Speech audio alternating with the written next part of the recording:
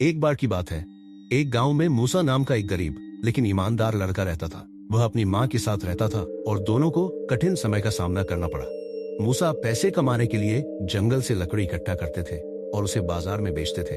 एक दिन मूसा जंगल से लकड़ी बीन रहे थे, तभी उन्हें रास्ते में एक चमकता हुआ बटुआ मिला। वह अनेक सिक्कों और नोटों से भरा हुआ था। मूसा बहुत खुश हुआ, लेकिन तुरंत सोचने लगा, यह पर्स किसी का है, मुझे इसे इसके मालिक तक पहुंचाना होगा। मूसा ने बटुआ लिया और गांव में गए और ऊंची आवाज में कहा, अगर किसी का बटुआ खो गया है तो आकर ले लो। कुछ देर बाद एक रईस वहां आया और बोला, यह मेरा बटुआ है, इसमें कई मूल्यवान सिक्के और पैसे हैं। रईस ने पर्स देखा और मूसा पर आरोप लगाया, तुमने मेरे बटुए से कुछ सिक्के चुराए हैं, यह पूरे नहीं है। मूसा को आश्चर्य हुआ, लेकिन शांति से कहा, मैंने बटुआ छुआ तक नहीं, जैसे ही मुझे यह मिला मैंने इसे वापस कर दिया। इसी बीच पास खड़े एक बुजुर्ग व्यक्ति को रईस का झूठ समझ में आ गया।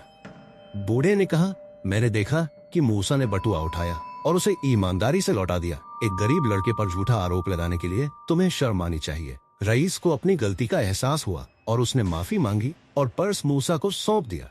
मूसा की ईमानदारी से प्रभावित होकर रईस ने उसे पुरस्कृत किया और कहा, आपने मुझे ईमानदारी के अलावा और कुछ नहीं सिखाया। मूसा ने इनाम लेने से इनकार कर दिया और कहा, मेरी माँ ने मुझे सिखाया कि सच्चाई सबसे बड़ा पुरस्कार है। नैतिक पाठ यह कहानी हमें सिखाती है कि सच्चाई और ईमानदारी हमेशा इंसान को सम्मान और सफलता दिलाती है, चाहे परिस्थितियां कितनी भी कठिन क्यों न हो। मेरे दोस्तों, अगर आपको वीडियो पसंद आए तो लाइक, सब्सक्राइब और शेयर करना न भूलें।